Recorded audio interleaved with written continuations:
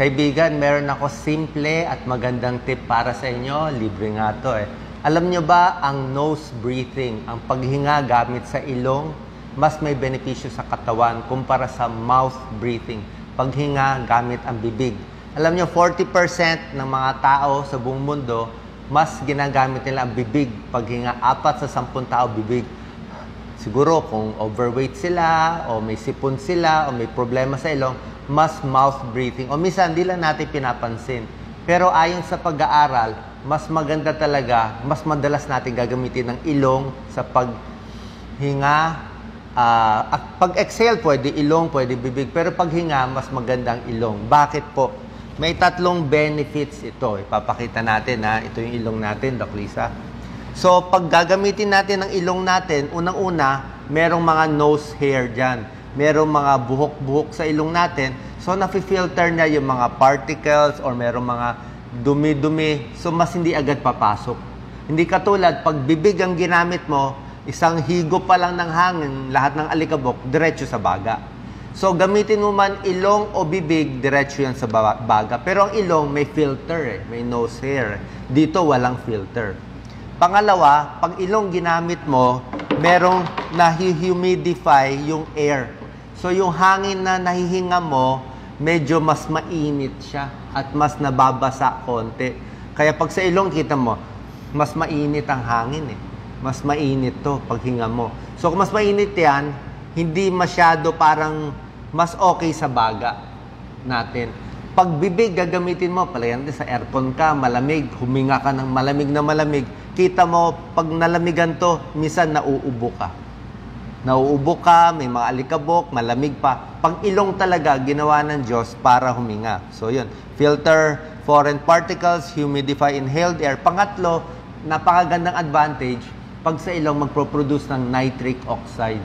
Napakaganda nitong chemical, nitric oxide. Ginagawa yan pag nag-i-inhale tayo sa ilong, binubuka yung mga blood vessels. Yung mga ugat natin, pinapabukan niya. So, pag pinabukan niya yung mga ugat natin sa katawan, mas maganda yung pasok ng oxygen sa baga. Yung mula sa baga, papunta sa dugo, mas maganda rin. Maraming pang advantage ang nose breathing, pati daw sa lungs, lung volume, pati yung diaphragm natin, yung muscle dito, mas coordinated, mas hindi ka uubuhin, yung mga allergy, asthma, syempre kahit papano, mas hindi maraming dumi papasok, at mas hindi humihilik pag ilong. Tingnan niyo lahat ng humihilik, bibig. Bibig ang ginagamit, humihilik. Bibig ang paghinga, di ba? Kaya sila humihilik. Ngayon, ano ang disadvantage? Anong problema kung gusto ko huminga sa bibig Ang problema dyan, number 1, lagi kang dry mouth. Tuyo ang bibig. At pag tuyo ang bibig, natutuyo ang lawe, ang problema dyan, dadami ang bakterya. Dadami ang bad breath, pwede pa masira ang ipin. Pa nasira ipin, madi-disalign pa yung jaw natin. So, puro mouth breathing, mas nasisira ang ipin, mas nagkaka-bad breath. Isa pa, pag bibig lagi, mas uubuhin ka. Mas may allergy at yung mga asthma. Diba? At yun na nga, meron dyan, humihilik pa. So, gawin lang natin, mas aware tayo na mas ilong ang gagamitin. Kailan tayo walang choice na bibig ang gagamitin? Kung may sipon kayo, barado ang ilong. So, wala kang choice, di ba? Bibig muna, mouth breathing. Kung may deviated septum, yung iba may diferensya sa ilong, hindi sila talaga makahinga. Or kung todo exercise, todo takbo, di ba? Kailangan mo maraming oxygen. Minsan, kailangan mo talaga mouth breathing.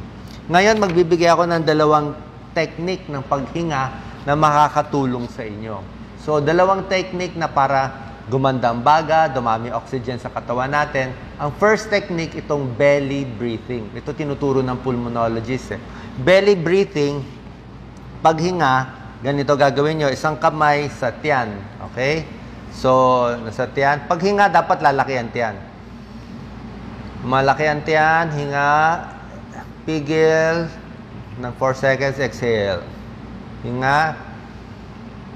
Dapat lumalaki ang tiyan. Bakit? Pag lumalaki ang tiyan sa paghinga, yung diaphragm natin, may muscle dito yan sa ilalim ng lungs, bababa.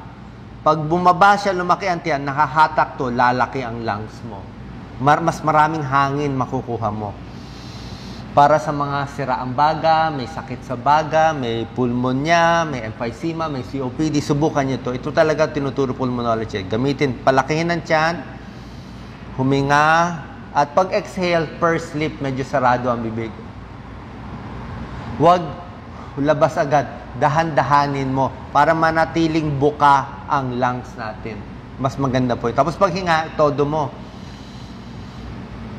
hinga. Mas gusto natin humihinga, lumalaki ang tiyan kumpara sa chest lang. Kasi pag chest, mas mahina ang paghinga. So, belly breathing, that's one.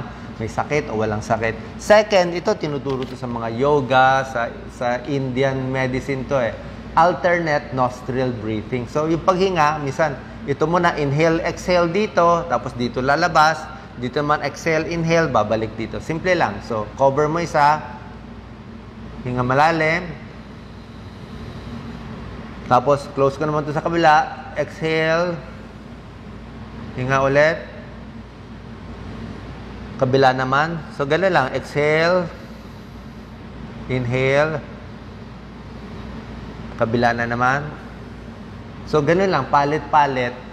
Mas marirelax ka. So, ayon to sa mga Eastern medicine, may tulong. Subukan natin. Wala namang masama eh. So, yung alternate nostril breathing, tsaka belly breathing, tsaka nose breathing, mas maganda po yan para sa baga natin. Subukan natin to para bawas sa mga bad breath, sa mga ubo, sa allergy. Baka makatulong po to sa inyo. God bless po.